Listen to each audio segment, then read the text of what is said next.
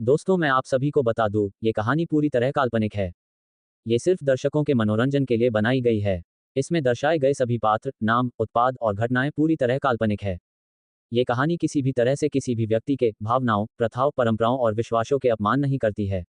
और इसमें सेक्सुअल और एडल्ट इत्यादि जैसे कहानी में बताए गए सभी चीजों का मात्र कहानी के लेखक द्वारा बनाई गई लेख की अपनी एक कल्पना है। तो दोस्तों मैं आपको आगे बता दूं, अगर आप हमारे SK novel love story channel पर नए हैं तो वीडियो को भर भर लाइक और चैनल को सब्सक्राइब करना ना भूले। धन्यवाद। एपिसोड 31 यामिनी या प्रज्ञा। हरीश बस गुस्से में चांदनी को घूरे जा रहा था, फिर बिना कुछ बोले सरिता जी और हर्ष जी के लिए खाना लेकर वहां से चला गया। हरीश के वहां से जाते ही चांदनी जो जूस पी रही थी वो रुक गई और खुद से बोली, बाप रे, मैंने सोचा था कि कोई भी मुझे नोटिस नहीं करेगा और मैं अपना काम कर यहां से जा सकती हूं, पर यहां तो मुझे नायक परिवार वाले ने ही देख लिया। ये सब खुद से बोल वो इधर उधर देखने लगी कि तभी उसकी नजर एक लड़के पर गई जिसे देख वो अपने मन में बोली, लो, जिसे अब तक ढूंढ रही थी वो तो आराम से वाइन पी रहा है। जिसके बाद वो वहां से चली गई और इधर विक्रांत अभी भी धृति के बारे में सोच रहा था कि तभी उसकी नजर प्रज्ञा पर पड़ा और वो उसके पास चला गया। प्रज्ञा जो वॉशरूम से वापस आ रही थी, उसने जब विक्रांत को उसके तरफ आते हुए देखा तो वो रुकी और विक्रांत उसके पास आया और बोला, प्रज्ञा भाभी आपसे कुछ बात करनी थी। विक्रांत की बात सुन प्रज्ञा उसे हाँ में सिर हिला दिया कर जवाब दिया तो विक्रांत ने कहा, प्रज्ञा भाभी हमें पता चला था कि धृति आपकी दोस्त है, तो क्या आप जानती है कि वो कौन है जिसे वो बचा नहीं पाए। विक्रांत की बात सुन प्रज्ञा थोड़ी हैरान हुई और बोली, तुम धृति को कैसे जानते हो। प्रज्ञा के सवाल को सुन विक्रांत बोला, हाँ प्रज्ञा भाभी मैं उसे जानता हूँ और कैसे, ये एक लंबी कहानी है, मैं किसी और वक्त बताऊंगा, पहले आप मेरे सवाल का जवाब दीजिए ना प्लीज। विक्रांत की बात सुन प्रज्ञा कुछ सोचने लगी, फिर वो बोली, विक्रांत हम ये बात नहीं बता सकते क्योंकि जो तुमने पूछा है वो धृति की निजी मामला है, तो मैं नहीं बता सकती, तुम उसी से पूछो।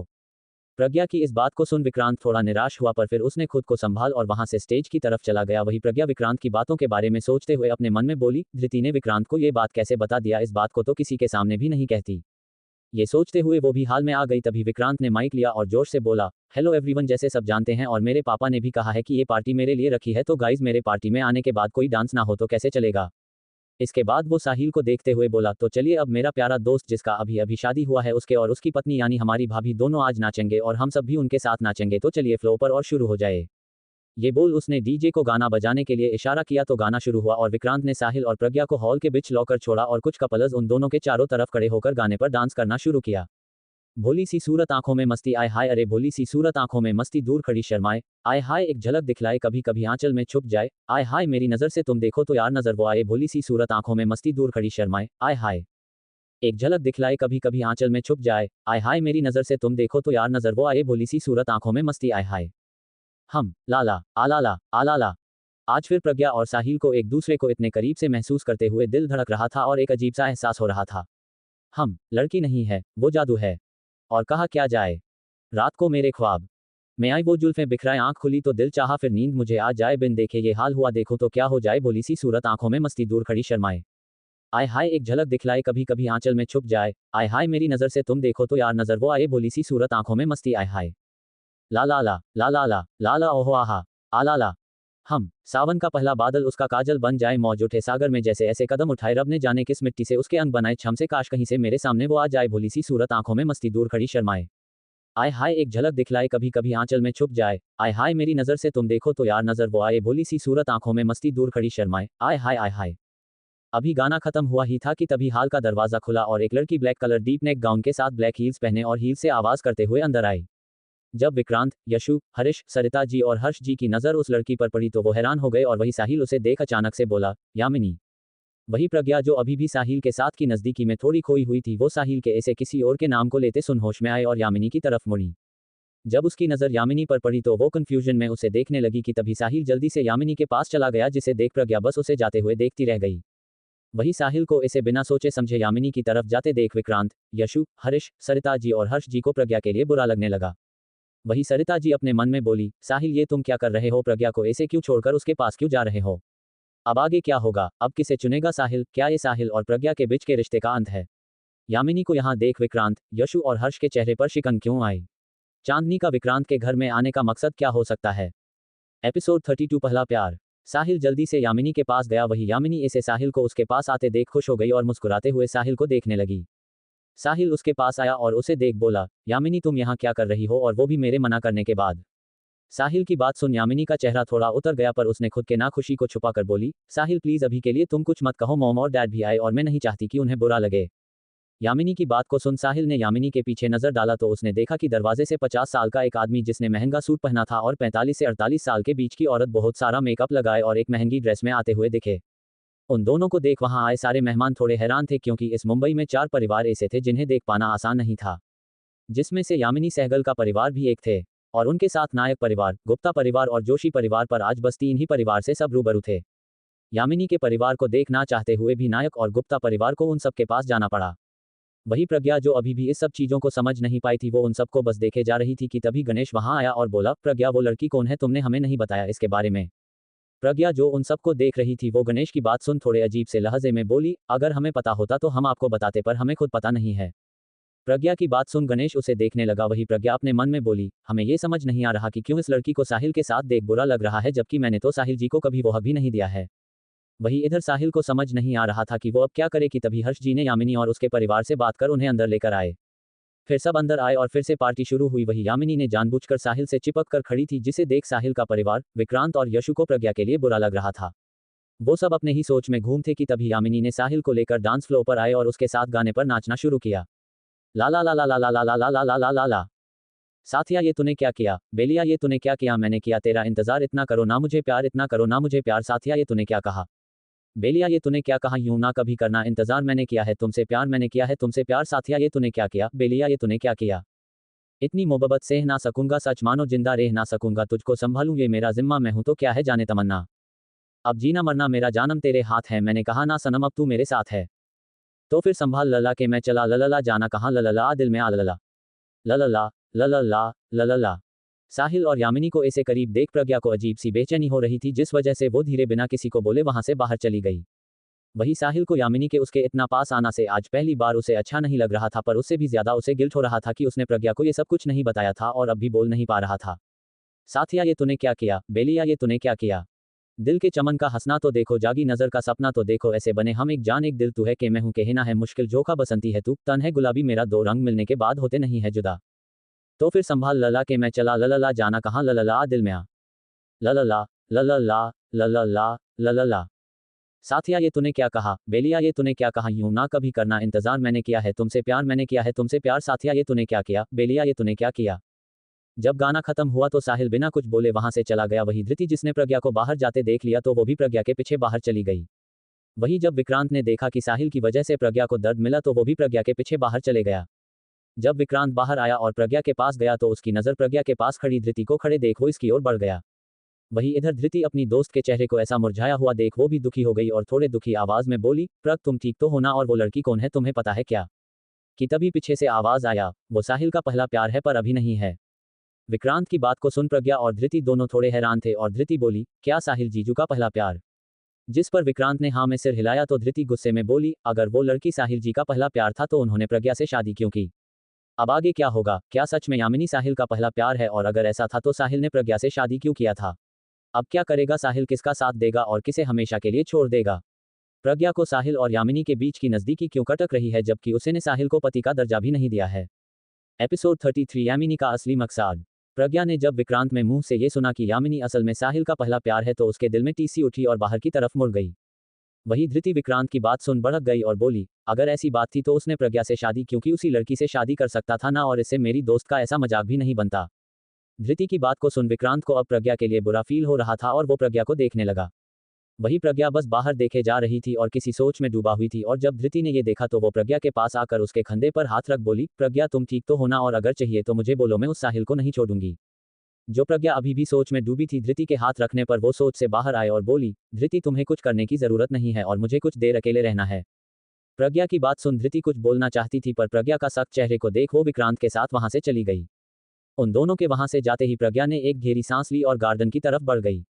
वो गार्डन में आकर एक बेंच बैठी और आसमान को देखने लगी और फिर आसमान में अपनी रोशनी बिखेरता हुए चांद को देखते हुए बोली, ये क्या हो रहा है मेरे साथ, क्यों मुझे साहिल के किसी और के साथ होने से दिल में दर्द महसूस हो रहा है और दिल इतना बेचैन क्यों हो रहा है, मुझे कुछ भी समझ में नहीं आ रहा है।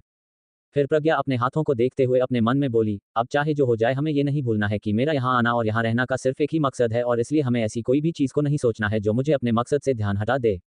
वही इधर धृति और विक्रांत जब अंदर आए तो उन्होंने देखा कि अभी भी यामिनी साहिल से चिपके खड़ी थी, जिसे देख धृति को गुस्सा तो बहुत आ रहा था पर यहाँ तमाशा ना खड़ा हो इसलिए चुप थी। वही विक्रांत को भी ये सब देख अच्छा नहीं लग रहा था और तभी कुछ सोच वो साहिल के पास गया और बोला, मुझे ना तुमसे कुछ जरूरी बात करनी थी, मेरे साथ आ सकते हो क्या? विक्रांत की बात सुन साहिल उसे देखने लगा, फिर उसने यामिनी से आने का बोल विक्रांत के साथ वहां से चला गया। दोनों वहां से थोड़े खाली जगह पर आए और विक्रांत आंखों में सवाल और थोड़े गुस्से में साहिल को देखने लगा और ये देख साहिल बोला, विक्रांत क्या हुआ, ऐसे क्यों देख रहे हो हमें? साहिल की बात सुन विक्रांत थोड़े गुस्से में बोला, साहिल तुम मुझसे पूछ रहे हो कि क्या हुआ, जबकि ये तो मुझे पूछना चाहिए। विक्रांत की ऐसी बात सुन वो कहीं ना कहीं समझ गया कि वो क्या बोल रहा है, तो इसलिए साहिल ने कहा, हम जानते हैं विक्रांत कि तुम क्या बोलने की सोच रहे हो और हमने कभी नहीं सोचा था कि ये सब होगा और मुझे ये भी नहीं पता था कि यामिनी यहाँ आएगी, और अगर तुम सोच रहे हो कि मैं प्रज्ञा को धोखा दे रहा हूँ तो हम बता दें कि मैंने पहले ही यामिनी को बोल दिया था कि मेरी शादी होगी है और अब मैं प्यार नहीं करता उससे, तो इससे ज्यादा मैं क्या करूँ? साहिल की बातों को सुन विक्रांत ने उसे घूरा, फिर बोला, देखो साहिल, तुमने यामिनी को बोल दिया होगा कि तुम उससे प्यार नहीं करते, पर अभी इन सब से कोई फर्क नहीं पड़ता कि कौन किससे प्यार करता है। फिर वो बाहर की तरफ देखते हुए बोला, क्योंकि प्रज्ञा भाभी अभी यहीं पर है और जब वो यामिनी आई तुमने प्रज्ञा भाभी को छोड़कर उसके पास चले गए और फिर उसके साथ डांस भी किया, तो सोचो इस सब से उन्हें कैसा लग रहा होगा, पर वो इसके बारे में कुछ बोलेंगी नहीं क्योंकि कहीं ना कहीं हम सब जानते हैं कि ये अरेंज्ड मैरिज था। फिर उसने अपने हाथ को साहिल के कंधे पर रख बोला, एक बात समझ ले साहिल, चाहे भाभी कुछ ना कहें पर एक पत्नी कभी भी अपने पति को किसी और के साथ बांट नहीं सकती। ये बोल विक्रांत ने उसके कंधों को थपथपाया और वहां से चला गया। वही साहिल बस उसे जाते हुए देखता रह गया और फिर अपने मन में बोला, वैसे विक्रांत ने सही कहा है, चाहे प्रज्ञा का रिश्ता मेरे साथ कैसा भी हो पर है तो मेरी पत्नी ही, और मैं अगर उसके होते हुए किसी और के साथ इतना क्लोज रहूंगा तो समाज के सामने उसका और हमारा परिवार का मजाक उड़ेगा। फिर उसने एक गहरी सांस ली और यामिनी को देखते हुए बोला, लगता है आज रात मुझे प्रज्ञा को यामिनी के साथ का मेरा रिश्ता और क्या हुआ था इसके बारे में बात करनी होगी। वही इधर यामिनी अपने मां माइत्री सहगल और पापा यशवंत सहगल के साथ खड़ी थी कि तभी यामिनी की नजर प्रज्ञा पर पड़ी, जो अभी अभी बाहर से वापस अंदर आ रही थी। उसे देख यामिनी के चेहरे पर एक मुस्कान आए और अपने मन में बोली, वैसे तो ये ऑलरेडी साहिल की पत्नी है, पर मैं कैसे भी करके साहिल को अपना बनाकर रहूंगी और उसका नाम मुझसे जुड़ते ही साहिल की शोहरत के साथ उसका जो पाव है यहाँ के कंपनीज पर वो मेरा भी हो जाएगा। ये सोचते हुए यामिनी के चेहरे पर एक शातिर मुस्कान आया और वो कुछ देर प्रज्ञा को देखती रही, फिर कुछ सोच वो प्रज्ञा की तरफ बढ़ गई। अब आगे क्या होगा? क्या कभी साहिल को पता चल पाएगा कि यामिनी सिर्फ उसके प्यार के लिए नहीं बल्कि साथ ही उसके साथ होकर मिलने वाले शोहरत और नाम के लिए उससे शादी करना चाहती है? और क्या सच में प्रज्ञा को अब साहिल से प्यार होने लगा है? एपिसोड 34 फ्लैशबैक, साहिल और यामिनी। प्रज्ञा जो अभी अभी बाहर से अंदर आई थी, अचानक उसके सामने यामिनी आ गई, जिसे देख वो रुक गई। वही यामिनी ने प्रज्ञा को ऊपर से नीचे तक घूरा, फिर वो बोली, तो तुम ही हो वो जिसके साथ साहिल की शादी हुई है? यामिनी की बात सुन प्रज्ञा ने उसे कुछ देर देखा, फिर एक गहरी सांस छोड़ बोली, वैसे तो मैं तुम्हारे बारे में ज्यादा कुछ नहीं जानती, पर इतना जरूर पता है कि तुम साहिल से प्यार कहीं ना कहीं उनके पैसों के लिए कर रही हो। प्रज्ञा की बात सुन यामिनी को गुस्सा आया और वो बोली, क्या कहा? तुम मुझे गोल्ड डिगर बोल रही हो? तुम जानती भी हो कि मैं कौन हूँ, और वैसे भी तुम्हारे जैसे गांव की गंवार को बड़े घर वालों के बारे में क्या ही पता होगा, और तुम जैसे लोग अमीरों के साथ शादी इसी वजह से करते हो क्योंकि तुम लोगों ये को लगता है कि इससे आराम से जिंदगी बिता सकते हो। यामिनी की बात सुन प्रज्ञा को उस पर हंसी आ रही थी, इसलिए उसने यामिनी को इग्नोर कर वहां से गणेश की तरफ चली गई। वही प्रज्ञा के ऐसे इग्नोर कर चले जाने पर यामिनी भड़क गई और वो उसके पीछे जाने वाली थी कि तभी वहां पर हरीश आया और उसके सामने खड़ा हो गया। यामिनी ने जब हरीश को वहां देखा तो वो चौंक गई और वो उससे कुछ पूछती इससे पहले ही हरीश ने थोड़े गुस्से में कहा, मेरे भाई से दूर रहना क्योंकि अब वो तुम्हारे कुछ नहीं है। हरीश की बात सुन यामिनी कुछ बोलती उससे पहले ही हरीश वहां से चला गया, जिस वजह से यामिनी गुस्से में अपना पैर पटक कर अपने माँ पापा के पास आकर उन्हें चलने बोली और उनके साथ वहां से निकल गई। उसके जाने के कुछ देर बाद पार्टी खत्म हुआ और सब धीरे धीरे वहां से चले गए। वही अब वहां गणेश, गुप्ता परिवार और नायक परिवार बचे थे। तभी प्रज्ञा बिना कुछ बोले सरिता जी के पास आए और उन्हें देख बोली, माँ जब आप साहिल जी का रिश्ता लेकर आए थे तब आपने कहा था एक राज है जिस वजह से आप चाहती थी कि मैं साहिल जी की दोस्त बनकर उनका साथ दूं, तो अगर मैं सही हूं तो वो बात कोई और नहीं बल्कि इनके पहले प्यार यामिनी के बारे में थी। प्रज्ञा की बात सुन सरिया जी ने हाँ में सिर हिला दिया, जिसे देख सब एक बार सरिता जी तो एक बार प्रज्ञा को देखने लगे। तो ये सुन प्रज्ञा ने एक बार साहिल को देखा, फिर बोली, पर माँ साहिल जी ने तो कभी मुझे दोस्त समझा ही नहीं, तो वो मुझे क्या ही बताएंगे इसके बारे में? प्रज्ञा की बात सुन सब साहिल को देखने लगे। वही साहिल थोड़े हैरानी से प्रज्ञा को देखने लगा, फिर कुछ सोच उसने कहा, हम जानते हैं कि हमने आपको कुछ भी बताया नहीं है और ऐसा नहीं है कि हम आपको बताना नहीं चाहते पर बता नहीं पाया था। फिर वो प्रज्ञा के सामने आया और बोला, हम पहले बता नहीं पाए थे इसलिए आज सबके सामने ही हम बता देते हैं कि क्यों यामिनी मेरी पहली प्यार है, पर वही हमने आपसे शादी की। फिर वो वहां से खिड़की के पास आया और बाहर देखते हुए बोला, ये 4 साल पहले की बात है, अब हम कॉलेज में थे और तभी मुझे यामिनी को देख पहली नजर में प्यार हुआ था। फ्लैशबैक, मुंबई के एक बड़े से कॉलेज में आज तीसरे साल के सारे बच्चे अपने फर्स्ट डे के लिए बहुत ही जोश में आए थे। सब आ रहे थे कि तभी वहां पर एक ऑडी का आकर रुका और उसमें से एक 21 साल का लड़का बाहर निकला और कॉलेज के अंदर बढ़ गया। वही उस लड़के को देख सारे लड़कियां बस उसी को देखे जा रहे थे, क्योंकि वो अपने टी शर्ट जिसके ऊपर डेनिम जैकेट के साथ डेनिम जीन्स में वो लड़का किसी हीरो से कम नहीं लग रहा था। वो लड़का अंदर जा ही रहा था कि तभी उसके पास एक और लड़का आया जिसने एक टी शर्ट और डेनिम पंच जो उस पहले वाले लड़के की तरह ही बहुत हैंडसम दिख रहा था। वो पहले वाले लड़के से बोला, साहिल तू तो आज मुझसे पहले आ गए, ये कैसे? वो पहले लड़का कोई और नहीं बल्कि 21 साल का साहिल था और दूसरा लड़का विक्रांत था। विक्रांत की बात पर साहिल ने मस्ती भरे एटीट्यूड में कहा, अब क्या करें, कोई और काम तो नहीं है घर में और पहले दिन से ही लेट आना अच्छा नहीं लगेगा ना, बस इसलिए जल्दी आ गए। साहिल की बात सुन विक्रांत मुस्करा दिया और वो कुछ बोलने ही वाला था कि तभी कॉलेज के कैंपस में एक अजीब सा सन्नाटा छा गया तो दोनों ने उस तरफ देखा जहां हर किसी लड़के की नजर थी। कॉलेज के गेट के पास एक खड़ी थी जिसके सामने करीब 21 साल की एक लड़की खड़ी थी जिसने अपना बैग एक साइड टांग रखा था और फोन पर बात कर रही थी। उस लड़की को देख साहिल कुछ देर उसमें ही खो गया। वही वो लड़की फोन पर बात करते हुए साहिल और विक्रांत के पार से गुजर रही थी। वो जा ही रही थी कि तभी उस लड़की के हाथ थोड़ा सा साहिल से टकराया और साहिल का पकड़ा हुआ बॉटल नीचे गिर गया जिस वजह से उस लड़की का ध्यान फोन से हटकर साहिल पर आया। वही साहिल अचानक होश में आया और उस बॉटल को उठाने के लिए नीचे झुका कि तभी उन दोनों का सिर टकरा गया जिस वजह से उस लड़की का बैलेंस बिगड़ा तो साहिल ने उसे अपने बाहों में संभाल लिया। साहिल के ऐसा करने पर वो दोनों ही एक दूसरे के आंखों में खो गए कि तभी विक्रांत ने खासा तो दोनों होश में आए और एक दूसरे से अलग हुए। फिर वो लड़की अपना नजरें चुराते हुए बोली, सॉरी मैंने आपको देखा नहीं। उस लड़की की बात सुन साहिल मुस्करा दिया और अपना हाथ आगे बढ़ाकर बोला, कोई बात नहीं, वैसे भी गलती से हुआ था और हमारा नाम साहिल नायक है और आपका। साहिल की बात पर वो लड़की मुस्कुराते हुए बोली, मेरा नाम यामिनी सहगल है और मैं ट्रांसफर स्टूडेंट हूँ। ये लड़की 21 साल की यामिनी थी जिसका साहिल के कॉलेज में ट्रांसफर हुआ था उसके पापा के काम की वजह से। और इसी के साथ इन दोनों के बीच नजदीकी बढ़ती गई, पहले दोस्ती फिर दोस्ती से प्यार और ऐसे ही एक साल में दोनों कॉलेज के नंबर 1 कपल बन गए थे। अब आगे क्या होगा? जब साहिल और यामिनी के बीच इतना प्यार था तो ऐसा क्या हो गया कि यामिनी ऐसे साहिल को 4 साल के लिए छोड़कर चली गई? क्या प्रज्ञा अब साहिल के पास्ट को जानकर उससे दूर हो जाएगी या उनके रिश्तों में कोई और ही बदलाव आ जाएगा? एपिसोड 35 माफी या सजा। साहिल अपने और यामिनी के बारे में प्रज्ञा को बता रहा था। फ्लैशबैक। साहिल और यामिनी का पहली बार मिलना और प्यार के सफर को 2 साल हो गए थे और अब पूरा कॉलेज यही मानते थे कि अगर प्यार हो तो इन दोनों के जैसी हो। 2 साल बाद कॉलेज कैंटीन में साहिल और विक्रांत जूस पीते हुए कुछ बात कर रहे थे कि तभी वहां पर साहिल का क्लासमेट आया और उसने साहिल से कहा, साहिल तुम्हें क्लास टीचर बुला रही हैं। उसे लड़की की बात सुन शायरी वहां से उठा और विक्रांत से आने का बोल वहां से फैकल्टी रूम की तरफ चला गया। जब वो वहां पर पहुंचा तो उसमें देखा कि उसके क्लास टीचर के साथ उसके पापा हर्ष जी खड़े थे जिसे देख उसके माथे पर शिकन आया। वो अंदर आया तो उसे देख उसके क्लास टीचर ने कहा, साहिल आपने हमें बताया नहीं कि कोई है जिसके साथ आप हर दिन बाहर जाते हैं और क्लासेस भी बंक करने लगे हैं। क्लास टीचर की बात सुन साहिल ने पहले हर्ष जी को देखा फिर बोला, ऐसी कोई बात नहीं है मैम, वो तो बस एक बार क्लास के लिए देर हो जाते बस इसीलिए सब मेरा अटेंडेंस लेना भूल जाते हैं। साहिल की ये बात सुन हर्ष जी को गुस्सा आया और वो बोले, साहिल अब बस 1 महीना बाकी है तुम्हारे एग्जाम के लिए और तुम अपने पढ़ाई को सीरियसली नहीं ले रहे हो, क्या हो गया है तुम्हें? और जैसे मैं जानता हूँ विक्रांत तो ऐसा नहीं है, तो ये किसके साथ ऐसे वक्त बर्बाद कर रहे हो? हर्ष जी की बात सुन साहिल कुछ बोलने ही वाला था कि तभी पीछे से किसी लड़के की आवाज आई, साहू। तो सब पीछे मुड़े तो देखा कि वहां पर एक लड़की खड़ी साहिल को देख रही थी। उस लड़की को देख साहिल बोला, मिनी तू यहाँ क्या कर रही है? और अभी क्लास में जाओ, मैं आ रहा हूँ। वो लड़की कोई और नहीं बल्कि यामिनी थी। वही साहिल की बात सुन टीचर और हर्ष जी एक दूसरे को देखने लगे। फिर हर्ष जी ने पूछा, ये लड़की कौन है और तुम्हें साहू क्यों बोल रही है? हर्ष जी की बात पर साहिल कुछ भी बोलता इससे पहले ही यामिनी बोली, हेलो अंकल, मेरा नाम यामिनी है और साहिल के दोस्त हैं। यामिनी की बात सुन हर्ष जी साहिल को घूर रहे थे और बोले, अच्छा तो यह लड़की है जिसके साथ तुम घूमते रहते हो और आजकल पढ़ाई में ध्यान इसी वजह से नहीं दे रहे हो, क्यों है ना बेटा?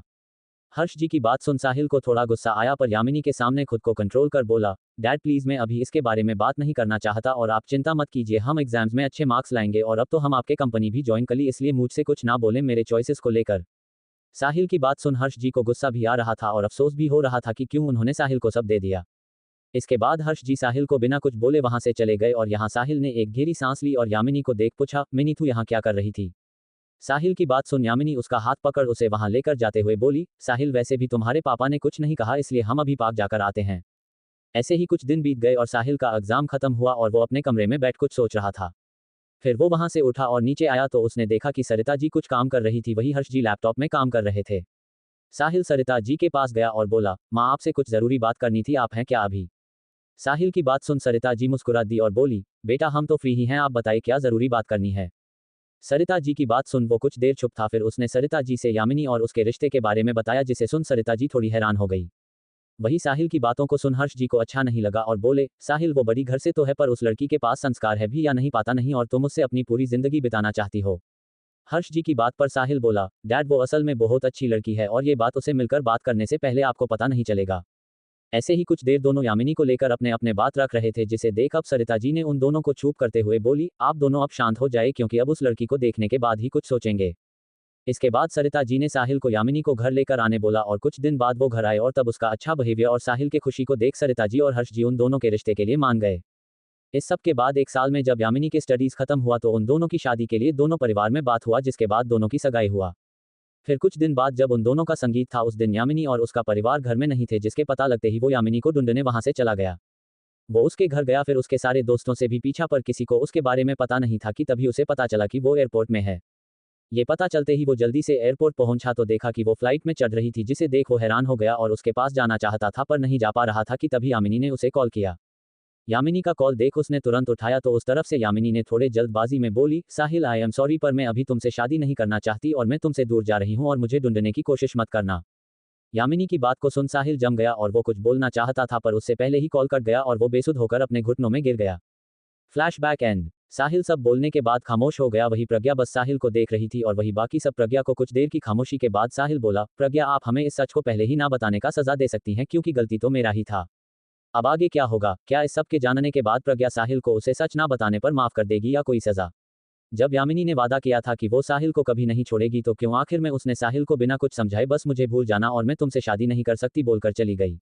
दोस्तों आपको ये स्टोरी कैसा लगा है? हमें उम्मीद है कि आप लोगों जरूर अच्छा लगा होगा, तो आप लोग लाइक कमेंट सब्सक्राइब करना ना भूले ताकि हमारा स्टोरी सबसे पहले आप तक पहुंचे। धन्यवाद।